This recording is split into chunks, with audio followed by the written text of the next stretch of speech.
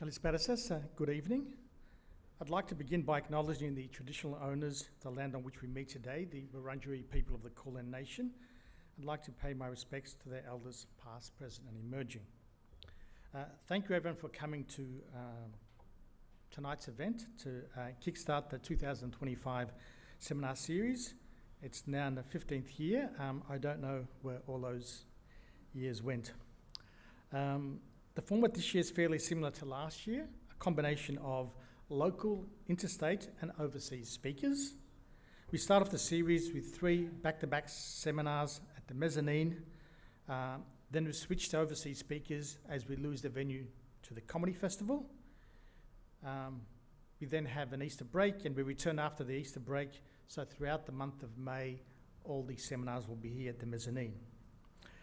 This year there'll also be a 1-month mid-year break during the winter, and from August onwards we'll be at the mezzanine again. In this year's program, 60% the speakers will be presenting in this seminar series for the first time, so renewal is very important for us. We will be recording the seminars, however we won't be live streaming them, so hopefully with the next 24 to 48 hours, even less, it all depends on our Mr. IT person here, Costa, then they'll go online, so you can share them or view them at a later date as well. However, our preference is definitely for you to come to the centre and socialise, as well as being intellectually challenged and engaged with these seminars. We'd also like to thank our corporate sponsors, Delphi Accounting Group, Symposiac Wines and the Kessler Region Association, who this year are celebrating their centenary. Not to forget today's sponsor, Joseph Telanides, the sponsor of today's seminar, and we encourage you all to become a sponsor of a seminar of your choice. Everything helps in addressing the costs associated with running this program. A goal of this program has always been to promote young and up-and-coming scholars, and we're kickstarting the series with 2 of the brightest, Miltiadis Paikopoulos, who's delivering tonight's seminar on the rule of law in classical Sparta, and next week's seminar by Melbourne-based Sydney Uni PhD student Olympia Nelson on creating churches and their emotional echoes. Now let's return to the topic of tonight's seminar on law in classical Sparta. When we look at the legal culture in antiquity, especially in the classical period, a lot of focus and research appears to be on Athens, where Sparta, being a warrior state, tends to get a very bad rap. It's a bit of an unfair rap, according to our speaker tonight, and part of his approach will be to investigate and outline these misconceptions that tend to prevail. So hopefully he'll be able to address many of these misconceptions and ill thoughts. And Miltiadis Paikopoulos is probably the perfect speaker to address this issue. He definitely has skin in the game by having both a legal background and being of Laconian descent. I can only fault him in one area. The only blemish on his otherwise impressive CV is that he was raised in Ivanhoe instead of Brunswick. But to his credit, he has spent a lot of time in Brunswick and was the founding president of the Palaconian Youth Association, where he continues to be an active volunteer. He's received a Bachelor of Arts in Classics and Ancient World Studies from the University of Melbourne, and his Juris Doctorate from the same university as well, where he specialised in international law and cultural repatriation law, ancient Greek law and political theory, as well as Spartan history. He teaches classical Greek language, and we're grateful to having, at the Greek community, having on board as one of our sort of staff, teaching staff. At the moment, he's working on a paper studying the Byzantine and Crusader castles in his home region of Laconia, from the 8th century to the middle of the 15th century. A big round of applause for our speaker tonight, Miltiadis Paikopoulos.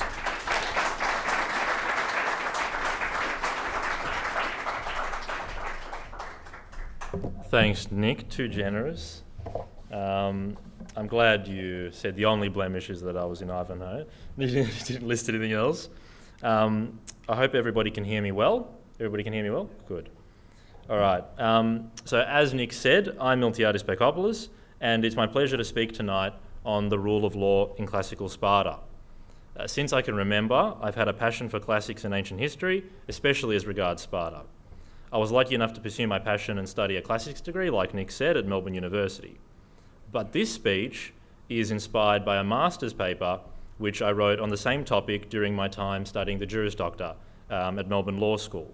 So it's wonderful to be writing and speaking on this topic again, but also to combine my two passions, classics and the law. And in adapting this, I tried to cater for amateurs and experts alike, so I do hope you all enjoy it. To begin, I would like to quickly set out the aims of the lecture. I will separate them into three parts. First, I aim to shed light on Spartan legal culture, specifically that which existed during the classical period, which spanned the 5th to the 4th centuries BC. Second, I'll aim to combat the focus on Athens that exists in legal scholarship. And third, I aim to dispel some of the common inaccuracies that hinder those studies which do exist on Sparta. So, in order to understand why it's important to shed light on Spartan legal culture, we must first discuss what I call the problem with Athens. In the classic reference study, the Cambridge Companion to Ancient Greek Law, at least 7 of its 22 chapters are dedicated specifically to Athens. This is just one city out of some 1,500 other known contemporary Greek city-states. So why the focus on Athens in scholarship? It's true that we possess far more primary sources relevant to Athenian law than we do for Sparta. Still, we do possess many sources on Spartan law. We are lucky to have an impressive array of primary sources on Sparta, and I've studied these sources closely for my presentation, including Tyrtaeus, Pindar, Herodotus, Thucydides, Xenophon, Euripides, Sophocles, Polybius, Livy, Plutarch, Pausanias, Strabo, Aristotle, and Plato. So while it's understandable that more primary sources would mean there would be a greater quantity of secondary scholarship on Athens, the divide is too wide, as we notice from the chapters of the Cambridge Companion. So if we have a rich pool of primary sources, what else is going on in Spartan studies to cause this divide? One reason might be a collection of factors which are termed the Spartan mirage. Coined by French historian François Ollier in 1933, the term generally refers to a cyclical problem, whereby perceived biases in the sources and long-held misinformed understandings of Sparta perpetuate inaccurate, hyperbolized, and mythologized depictions of Sparta, and this affects Athens in turn. So let's look at an example of this. A simplified version of the Spartan mirage cycle is that first, you take for an example a primary source which exhibits a perceived bias regarding Sparta. And remember, chances are this source is Athenian, not Spartan. Then, secondary scholars internalize that bias. Third, these secondary scholars perpetuate that bias in their own scholarship, and then this secondary scholarship generates widespread public misconception about Sparta. Finally, this leads to more misinterpretation. As a result of this process, albeit a far more complicated one, it's no surprise that among modern observers, there's an almost orthodox view that Athens represents intelligence and sophisticated legal political thought, while Sparta is often associated with the opposite. It's these public misconceptions which often lead to further misinformed interpretations of those same primary sources, which starts the cycle again. So I hope that this presentation will help combat not only ethnocentrism in legal scholarship, but also the inaccurate depictions which surround Sparta. So I contend that a unique legal culture did develop in Sparta, and that this legal culture was tied intrinsically to the city-state's political morality. This is quite complex, but I hope I can explain it carefully. So this lecture can't be an exhaustive study of that, but I'm simply going to identify Sparta's political morality as first, the preservation of Sparta as an independent political entity, and second, the promotion of its constitution's legitimacy. So to the Spartans, the rule of law meant arranging their legal and social institutions in such a way as to achieve or maximize that political morality. This means that if we examine Sparta's legal institutions and why reforms were made to them, we can understand what Spartan rule of law actually was. Before we start, I need to make 2 caveats for this lecture. The first is comprehensiveness and the second is anachronism. So the first caveat is that this lecture can't be an exhaustive exposition of Spartan legal culture. Instead, we're just going to focus on the selected 4 institutions. Second, I will attempt not to read any modern bias into Greek thought. Rather, we'll try to grapple with this topic in the same way that the Spartans themselves might have. And in doing this, I think we'll have our best results. So let's begin our proper examination of Spartan law by considering this quote from Herodotus, which I've translated here. For during the reign of Leon and Hegesikleos in Sparta, the Lacedaemonians were successful in their other wars, but were stopped in their tracks only against the Tegeans.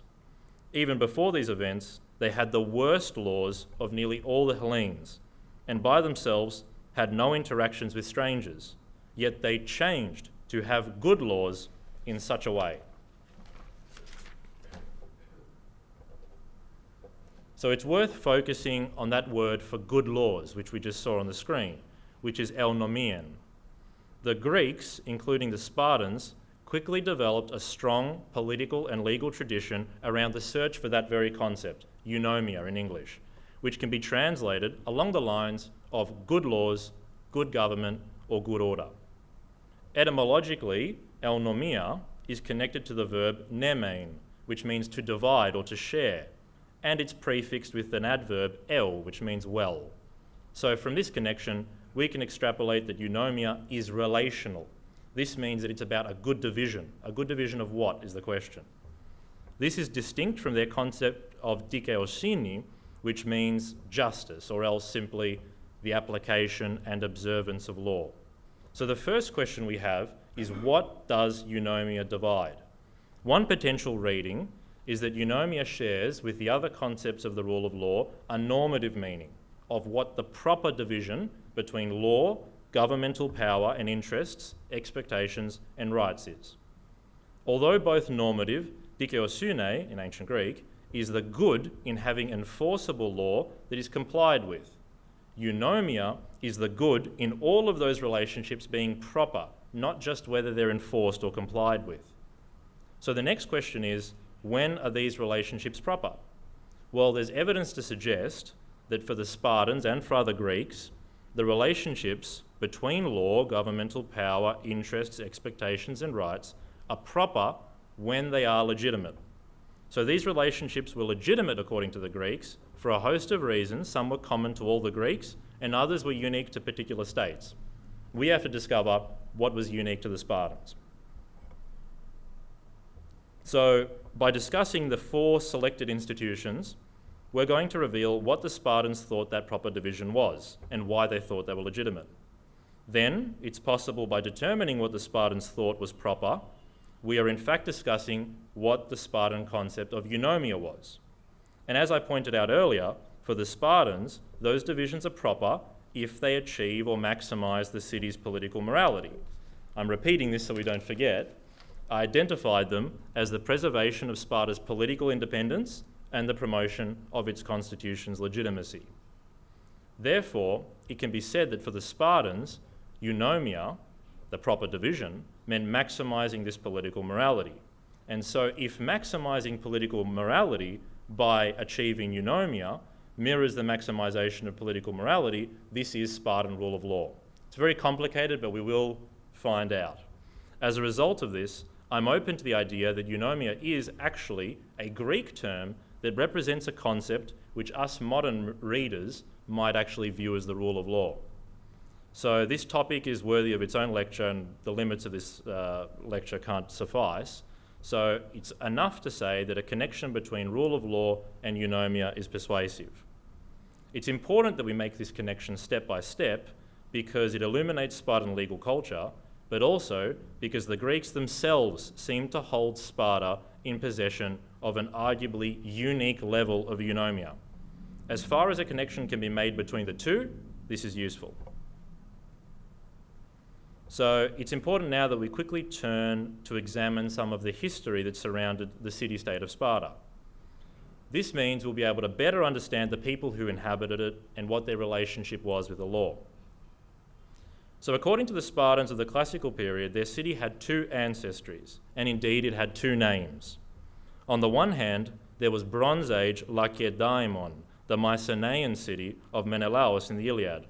And on the other hand, there was Doric Sparta, which emerged after the famed return of the Heraclidae during the Greek Dark Ages.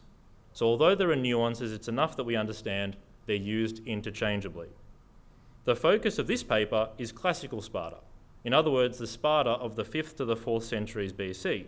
This is Doric Sparta, which the Spartans thought replaced the Mycenaean city, when the progeny or descendants of Heracles returned with a host of Dorians to reclaim their ancestors' inheritance. Sparta, they claimed, was their divine inheritance, and we can see this survive in a quote from Strabo, which I've arranged here. Zdeos Herakleidas tende dedokepolin. This means Zeus gifted this city to the Heraclidae. Hoisin hama prolipontes erineon enemeonta eureian Pelopos neson apicometa.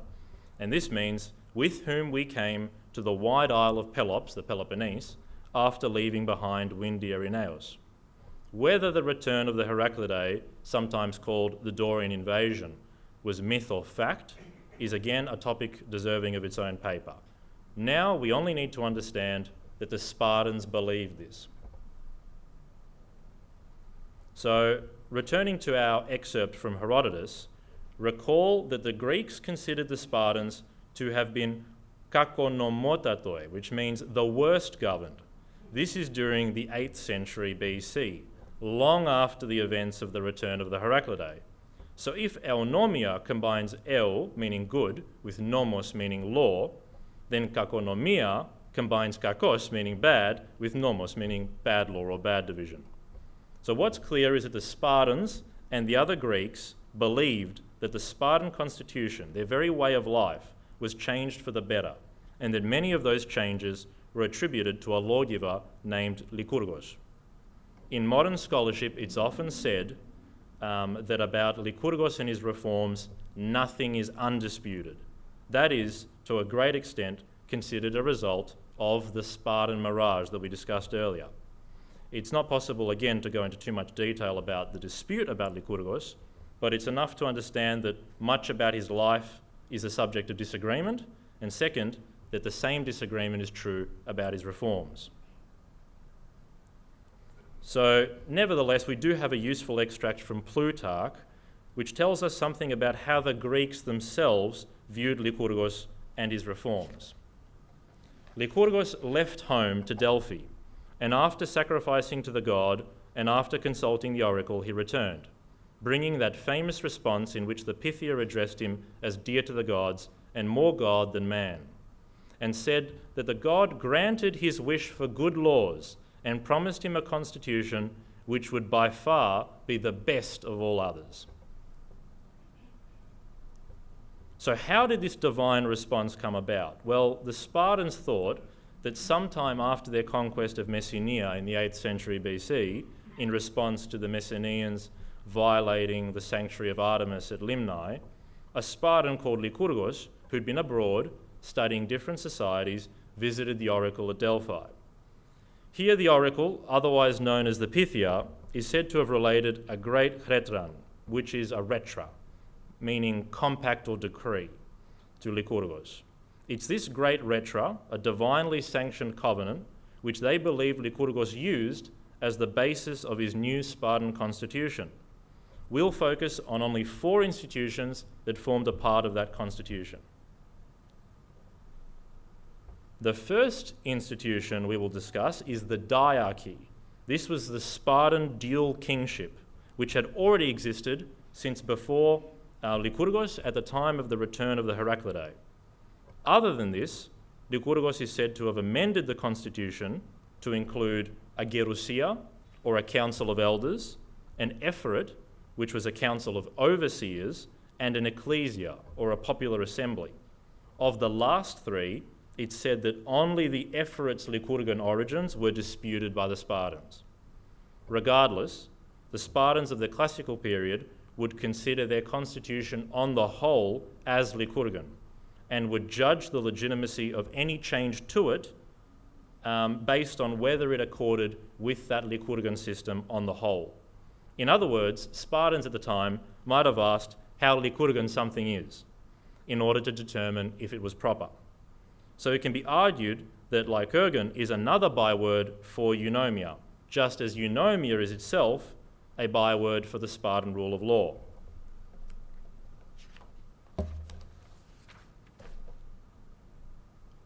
So let's consider the Spartan Diarchy now, beginning with another quote from Plutarch. "For it is by casting off excess that the Spartan kings escaped from the danger of ill will, so that they did not suffer what the Messenians and Argives did to their own kings, who were willing neither to give up nor to loosen their power in favour of the people." And this most of all makes clear the wisdom and the foresight of Lycurgus in comparison to the discord and the bad government between the people and kings of Argos and Messenia.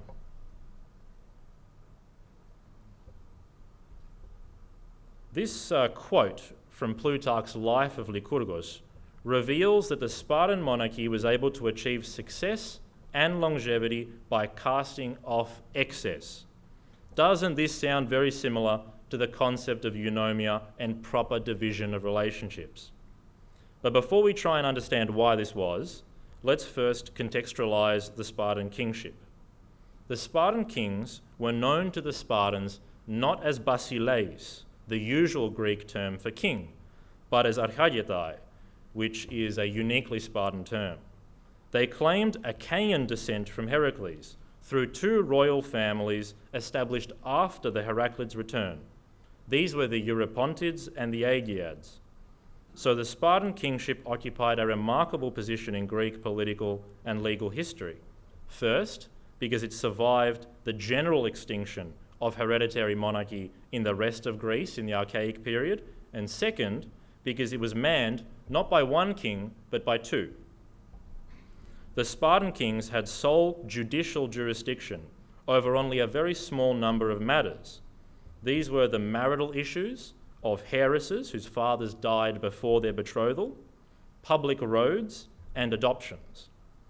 Along with 28 other elders, they also sat on the Gerousia, which had important judicial functions. But arguably, their most important roles lay first in their command of the army on campaign, and second, their occupation of the city's key priestly offices. Even before Lycurgus, the Spartans believed that the archagetai's role was circumscribed by the constitution. Whilst their position remained hereditary, the legal and political powers which they kept hold of were scrutinised by the Ephorate and the Gerousia, the city's high magistrates. So we understand that the king's powers were limited, but by being limited, they were thus legitimated. And by that I mean that since the archagetai survived reform, whilst other monarchies died out, the Spartans thought that they upheld both their political morality and the rule of law. We're going to return to this in a moment. But first, the Spartan king's survival promoted stability. It warded off stasis, which was the Greek word for discord, and kakonomia, through their own longevity. In other words, the monarchy's successful survival speaks for itself. By the classical period, the kings had already been an established and functional institution for centuries. Just as the Spartans would judge reforms based on a Lycurgan standard, the longevity of the diarchy served to promote stability of the constitution. The claim that the kings held a proper position in the division of relationships can be shown more easily by the fact of their pedigree.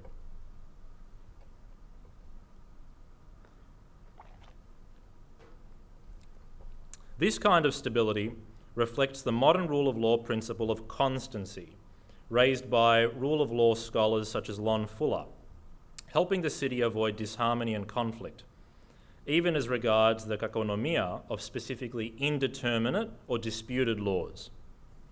Although the Spartans did make accommodations for contract law, the modern contractual sense of having constant laws to facilitate expectations is unlikely to have had such importance in Greek law.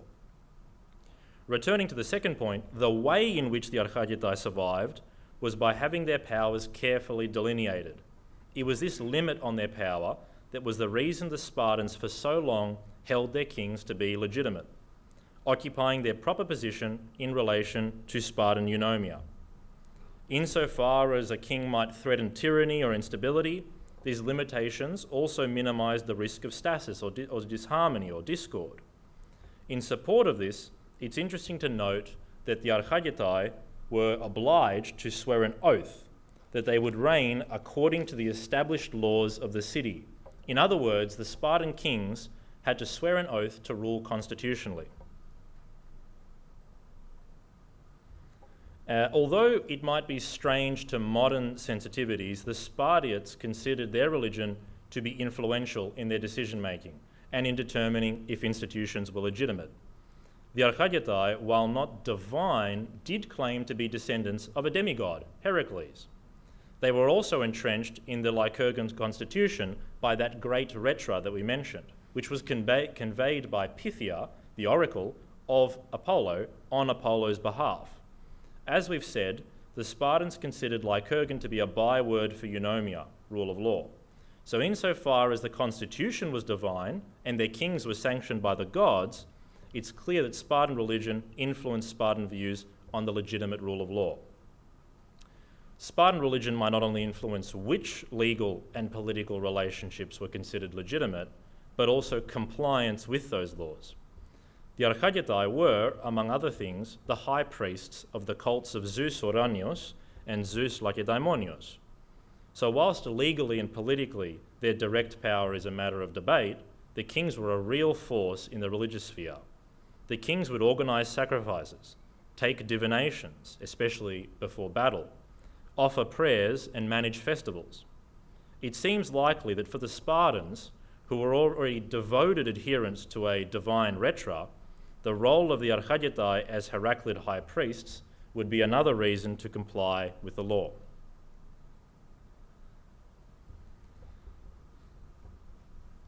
Another way the kings helped ensure stability and further the Spartan rule of law was via their interaction and competition with other Spartan institutions. Inherent to the Spartan ideal of eunomia is that proper division I keep mentioning. So the king's powers, limited but divinely sanctioned, were proper, not only because they acted as a bulwark against other institutions, for example the Gerousia and the Ephorate, but they themselves were divided. The fact that there were two kings meant that one king could, and very often did, check the power of the other.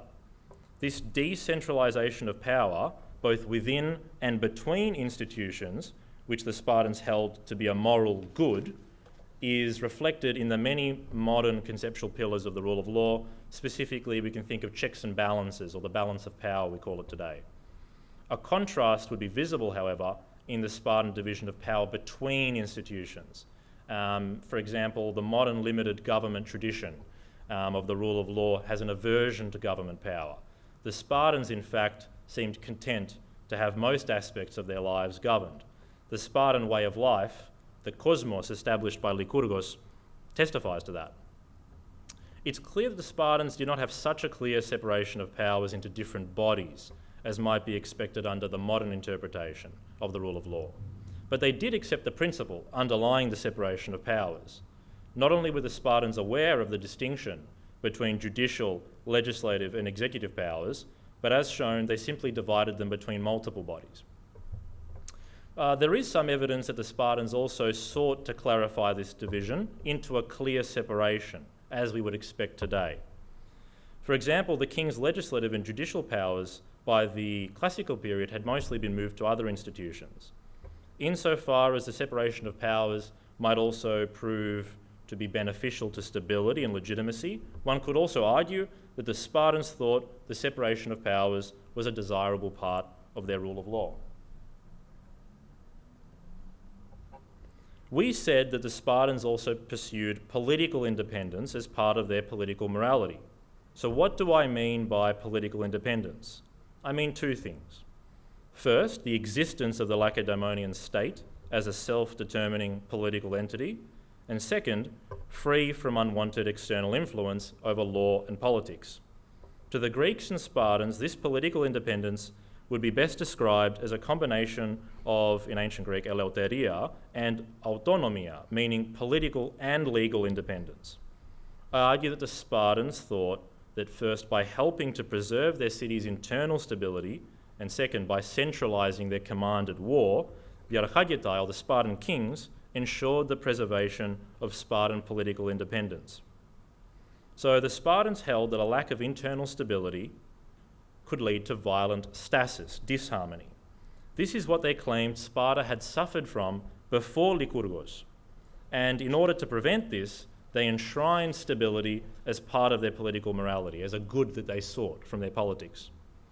As we outlined, the Archagetai promoted stability through their proper position relative to Spartan religion, the division of institutional power, and third, by their long survival, by their longevity. The Spartans believed that the king's internal stability also had a powerful impact on external stability as well. They thought that the maintenance of eunomia and a peaceful stability of relationships prevented any would-be external threat to their independence from manifesting. In other words, a polis, a city-state, that had a stable legal and political order was not an easy target for foreign intervention. So by maintaining internal stability, the Archagetai were preserving Sparta itself.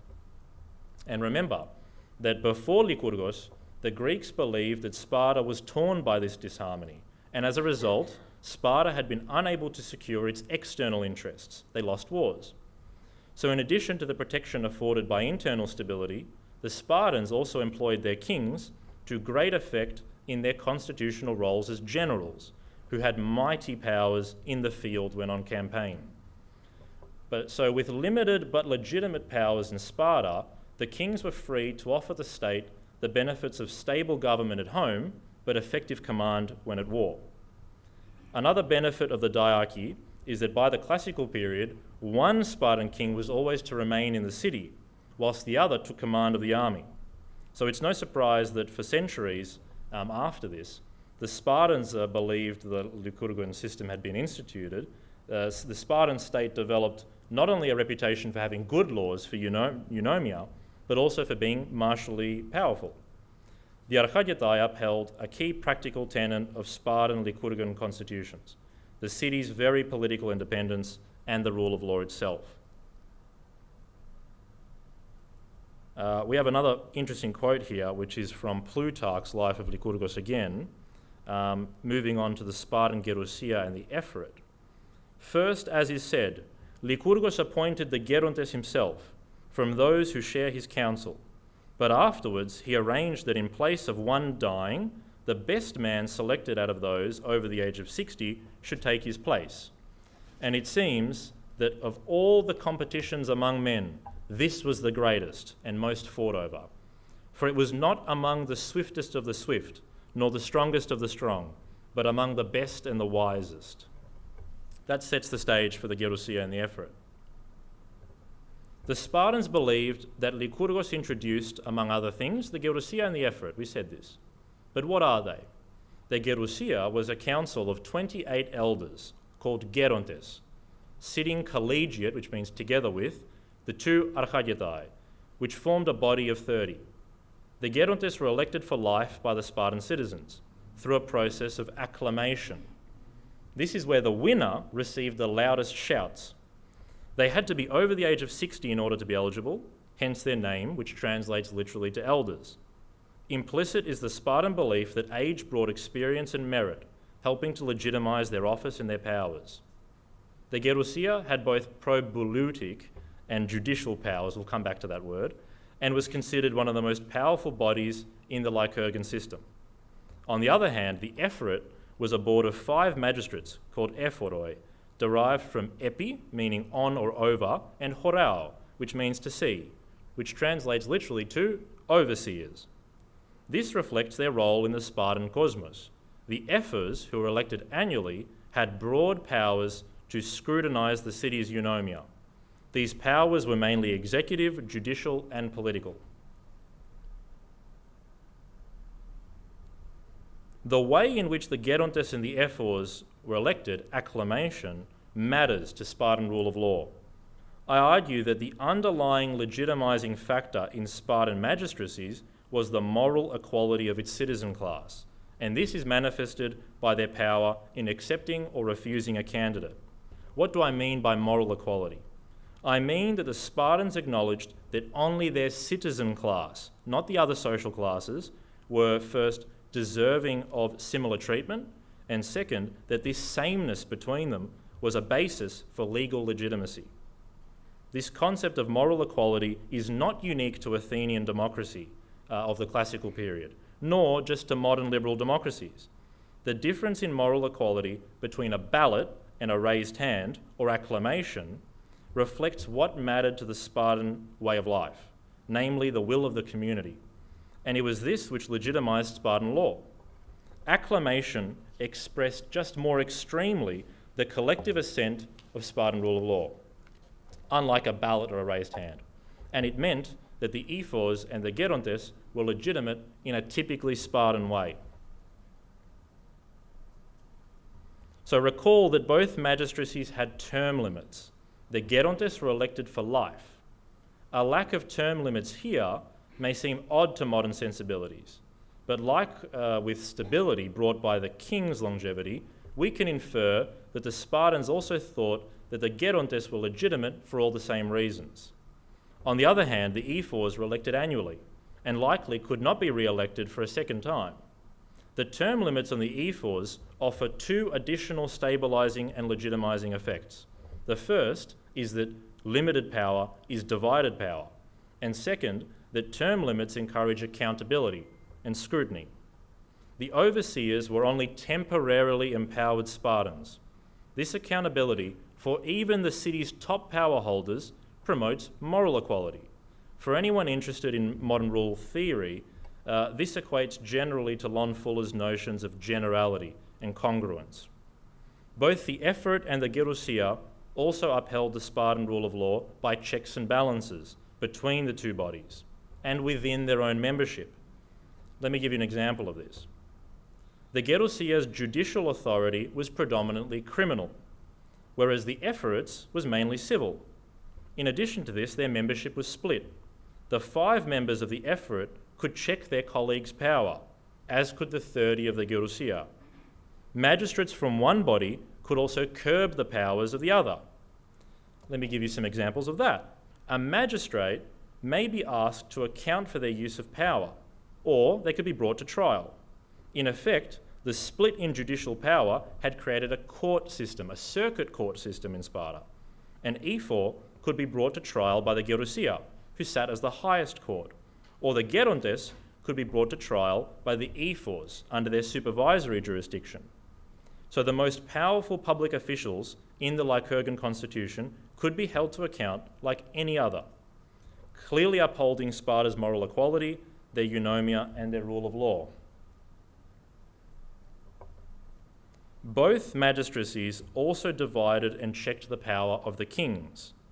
First, the Gerousia limited the king's probalutic powers. The 2 kings had only the same weighted vote as the other 28 gerontes. The kings also swore their oath to uphold the city's laws before the ephors. What happens if a king were to break that oath? If it was a less significant matter, the kings could be summoned by the ephors, who would offer them advice. The kings of the classical period were accompanied by 2 ephors when on campaign, and when they returned to Sparta, they could be brought before a tribunal of the ephors and gerontes to account for their actions.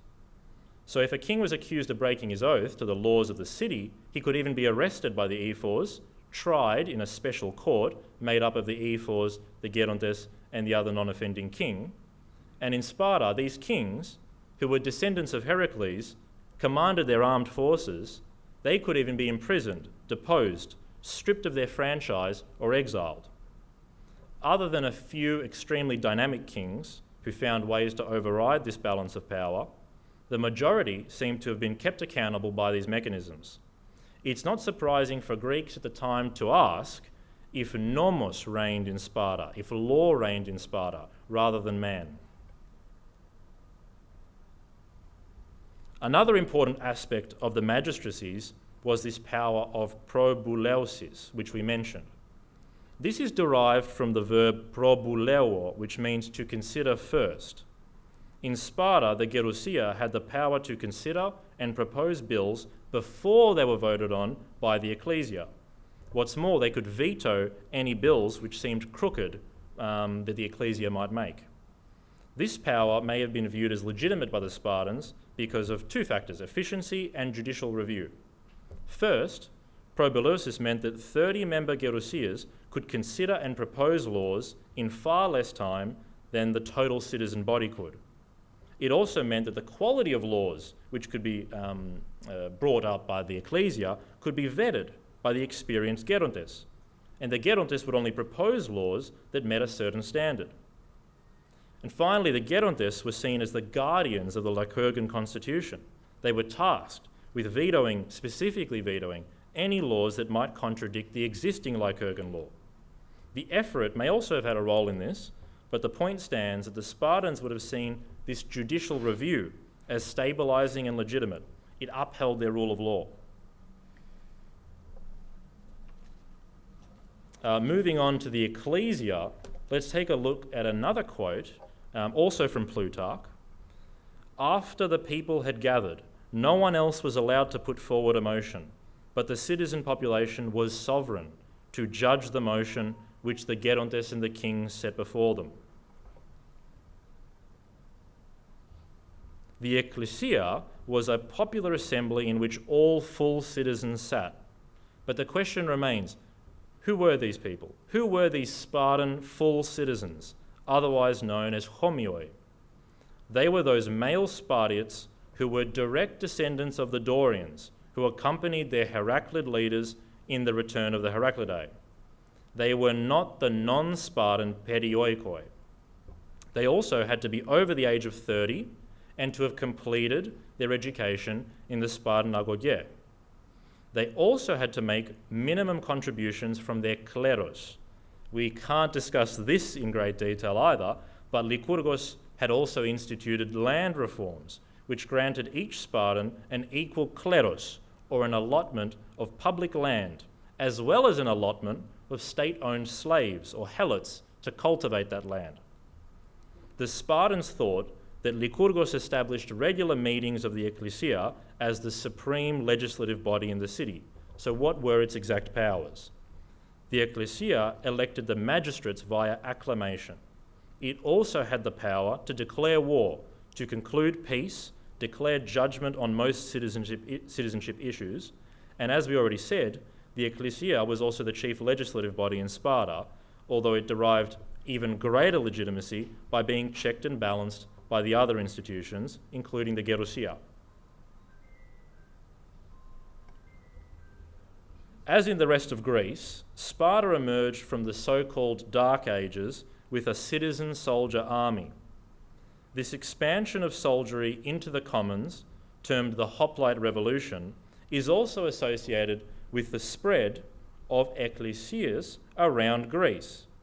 As the Hoplites, or hoplite, became common, named after the heavy arms that they carried into battle, political power was diffused. In return for fighting in the phalanx, these citizen soldiers now demanded political concessions, and they were awarded the right to sit in popular assemblies, or ecclesia. In Sparta's case, many theorize that these Lycurgan reforms resulted from the wars in which Sparta annexed Messenia. So the ecclesia across Greece may originally have expressed the legitimate desire for moral equality by all full citizens who could be conscripted to protect their city's political independence.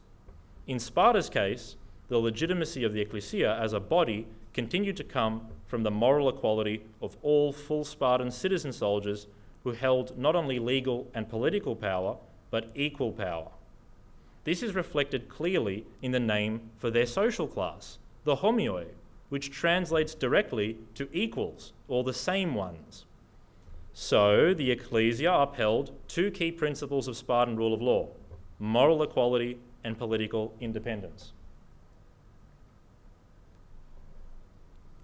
Sparta's rule of law enshrined the right of popular sovereignty through its institutions, in particular the Ekklesia. It was their belief in moral equality which manifested in popular sovereignty. But what is popular sovereignty? Here it means that in Lycurgan law, the collective will of the full citizens sitting in the Ekklesia was itself a factor that legitimized law. As we've said, although supreme, the Spartans understood that it was only legitimate if it was proper. And so it was checked by the Gerousia and the Ephorate. These checks and balances improved the Ekklesia's competence, and it would often deliberate on whether a law was legitimate, meaning if it was compatible with the wider Lycurgan constitution. We can say that Spartan rule of law was thus a compromise between the popular sovereignty of those citizens who are alive and voting and those citizens in the past, dead, but who had established the proper Lycurgan system.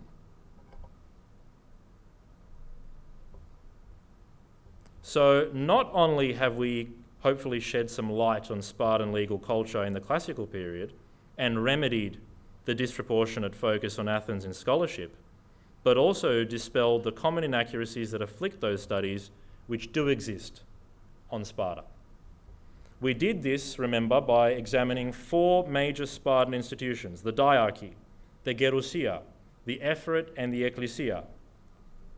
And by studying them, we find that a unique legal culture did develop in Sparta. It was tied to the city's political morality. In other words, I am arguing that rule of law for the Spartans meant arranging their legal institutions to maximize that political morality. What was the political morality? It was the preservation of Sparta as an independent political entity and promoting the constitution's legitimacy. And I want to finish with some quotes that I think exemplify this. There we go. Eleuteroi gar eontes ou panta eleuteroi eisi. Hepesti gar spi despotes nomos, ton hype daimoinusi poloeti malon hehoi soide, poeusi gon ta an ekeinos anoge de touto ai. For although the Lacedaemonians are free, they are not completely free. For upon them the law is master, whom they fear much more than even your own men fear you.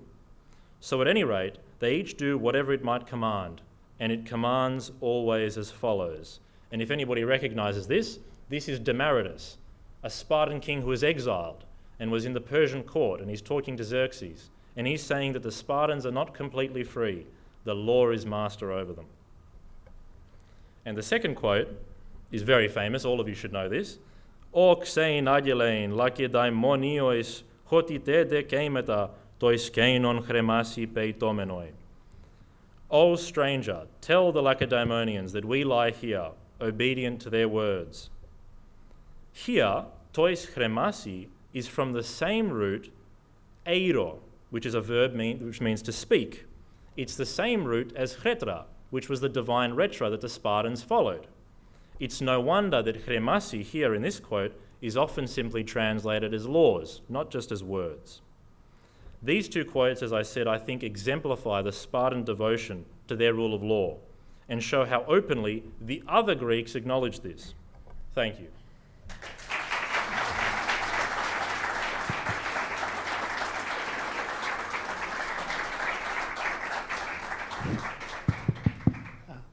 Thank you, Miltiadis, for that really excellent sort of presentation, and I'm sure we'll have some questions from the audience.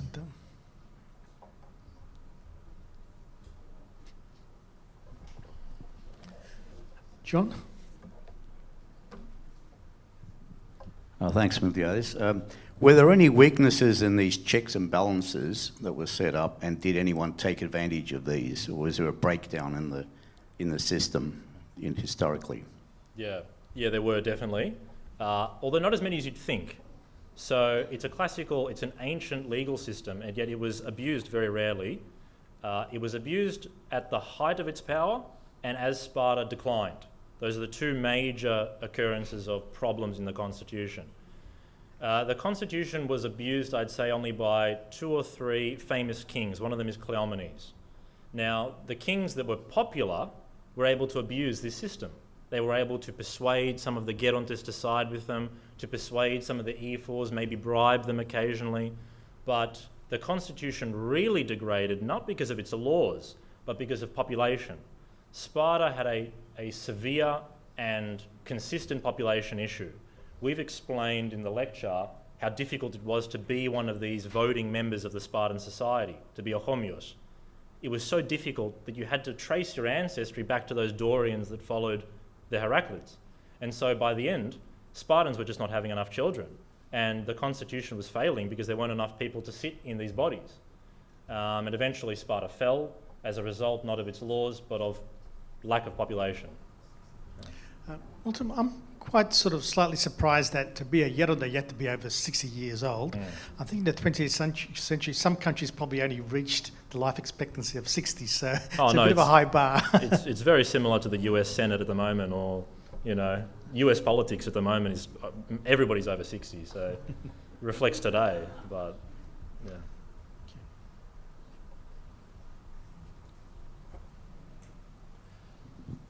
I think it could be argued it's the exact laws that brought Sparta's demise, the fact that, they still kept fighting with Messenia and all the other territories around them.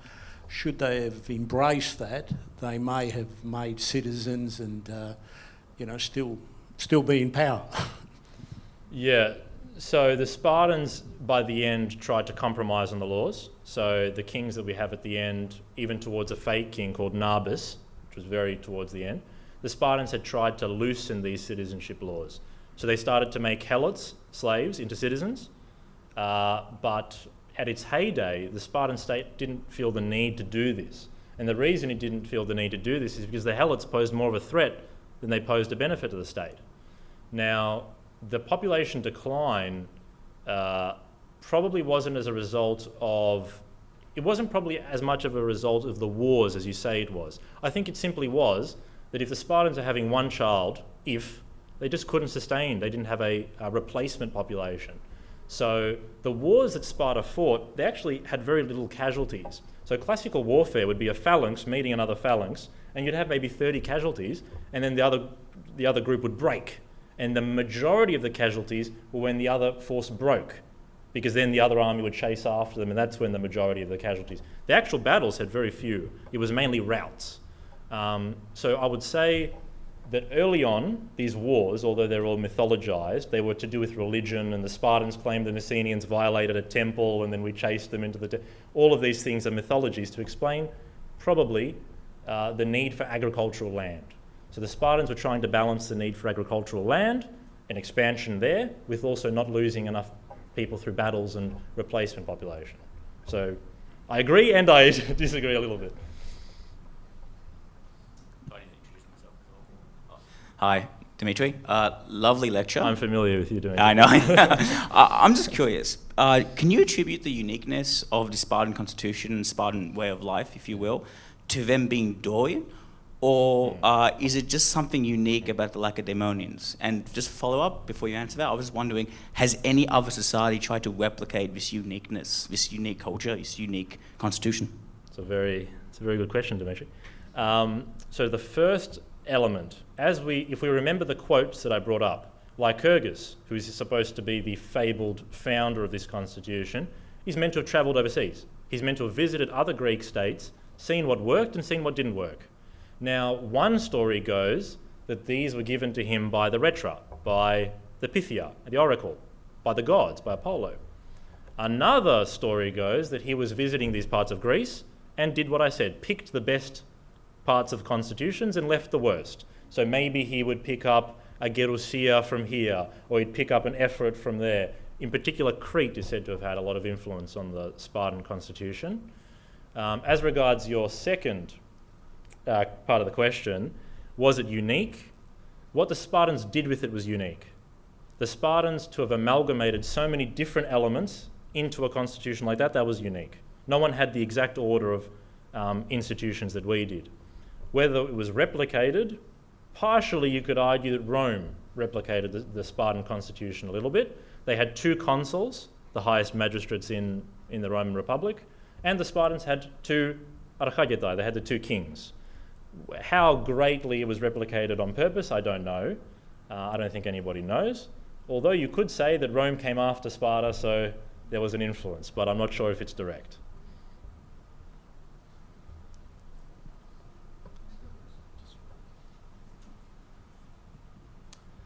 Miltiades, thank you very much for excellent presentation. I'm glad you enjoyed it. I did. Hopefully all of you.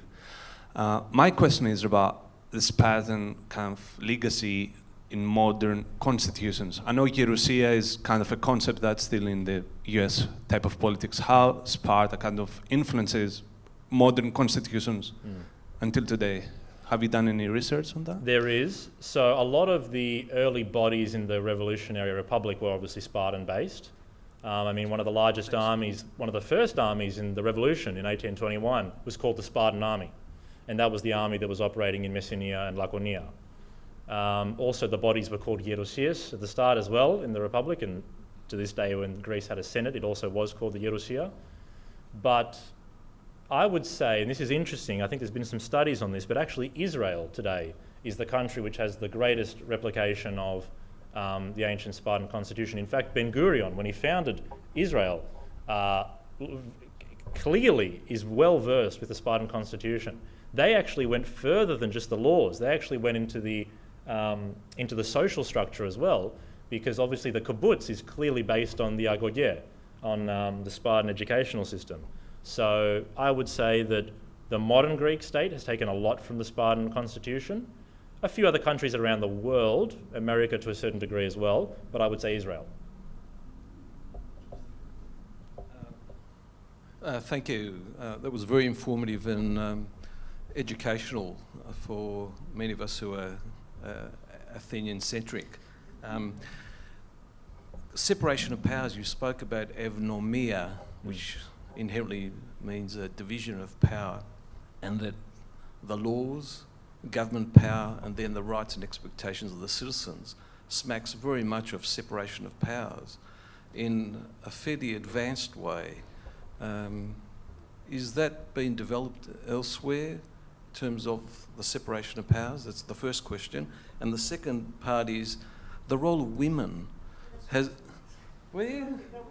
that been observed or commented upon?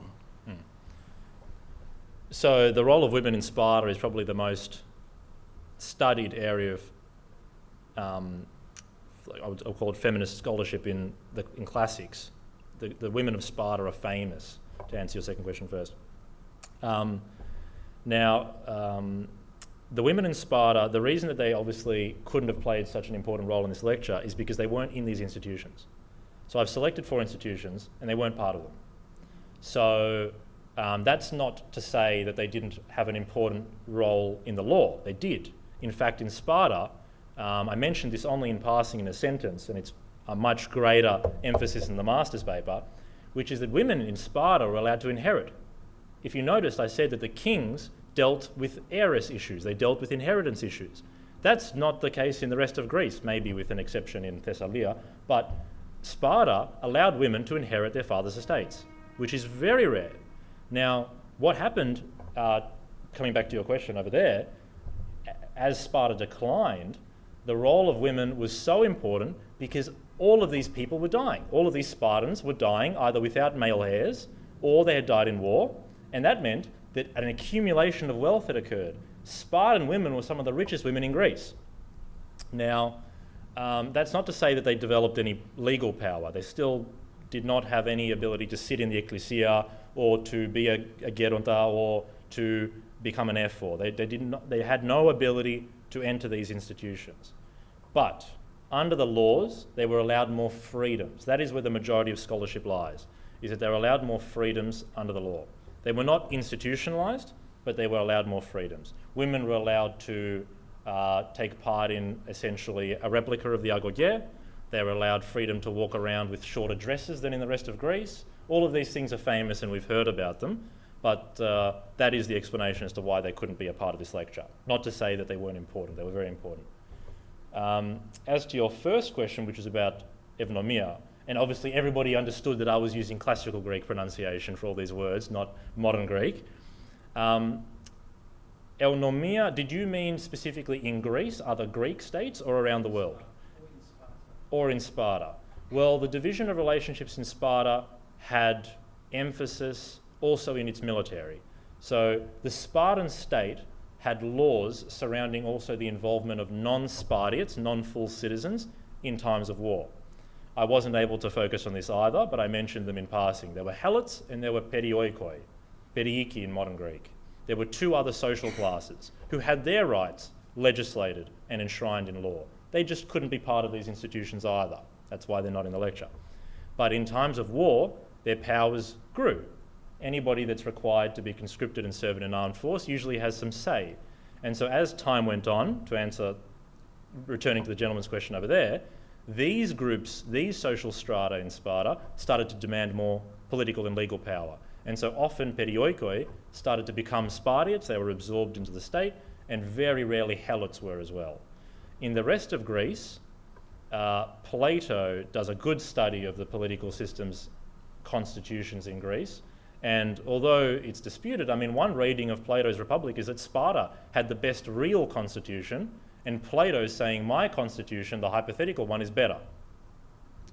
So the Greeks themselves commonly acknowledge, and I've said this a few times, that the Spartans had the best eunomia, that the Spartans had the best constitution. Yeah.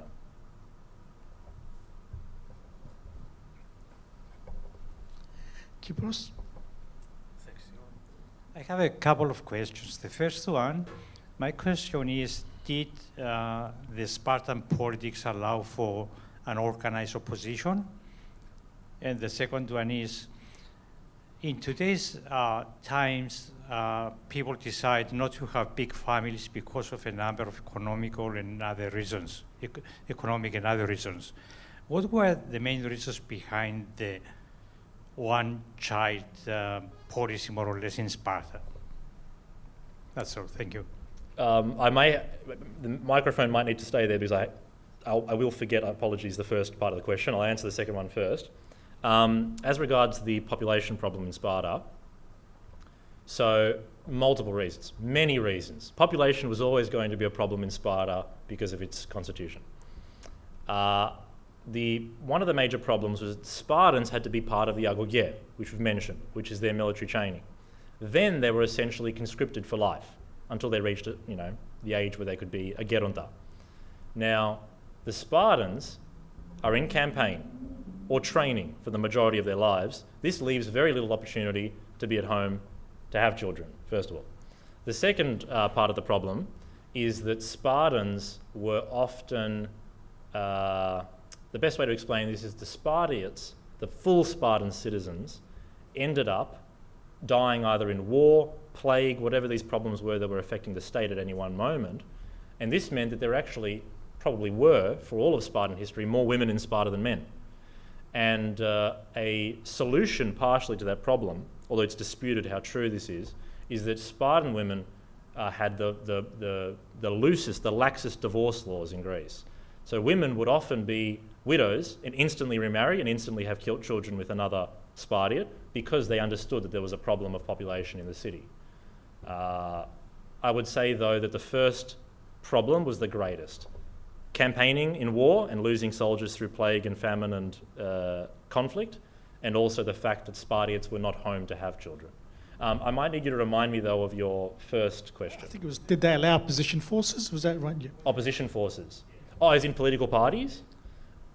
So, mainly the way that this functioned in Sparta for most of its history was that the kings, the Aegiads and the Eurypontids, would usually not see eye to eye. So usually the political parties were factions that surrounded each king. So there would usually be a conservative king that wanted Sparta to stay isolationist and stay at home, and then there would usually be a reformist king, someone that wanted to give more rights to the helots or something like that, or someone that wanted to expand the state into another war. There were usually isolationist and interventionist kings, and they would have factions which were like proto-political parties, you could call them that. They weren't formalised though, no.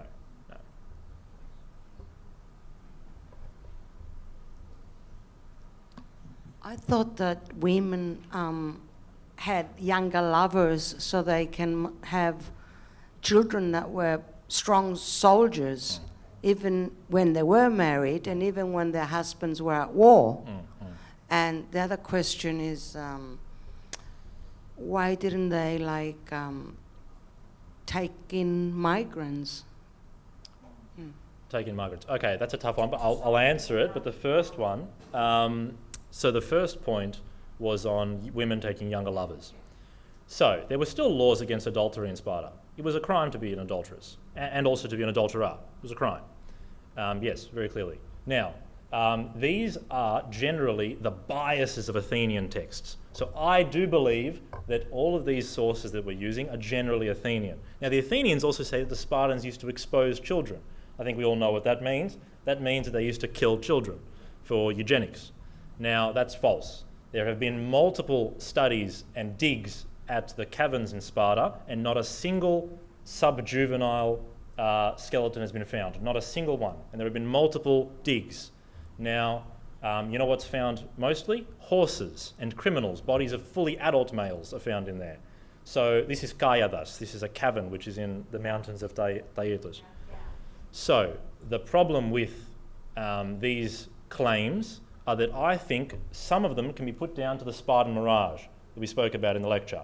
A lot of these were meant to sensationalise Sparta at a time of war.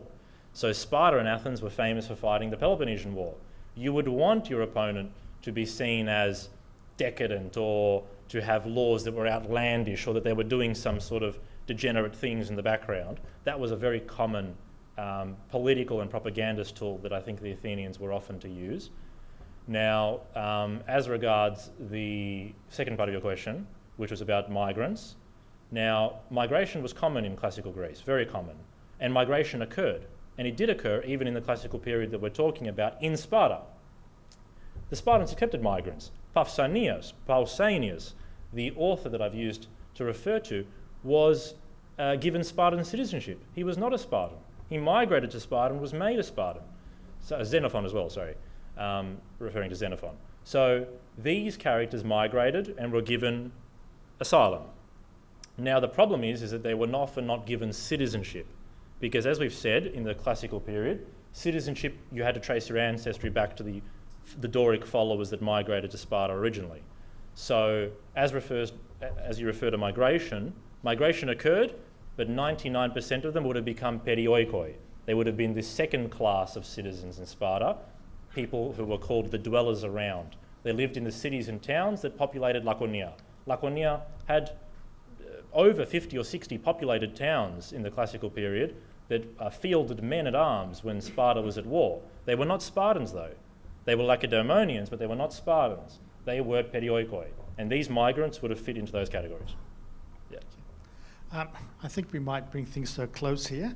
Miltiades, I really believe that we can sort of legislate and make better laws over a glass of wine. So a small gift of appreciation from us as well. Oh, thank Big you. round of applause for our speaker. And I'd like to see you next week as well when we have Olympia Nelson presenting as well. Have a good evening, everyone. Thanks for coming.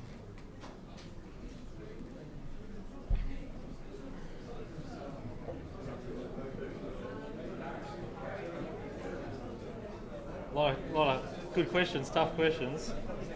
Thanks, Steve.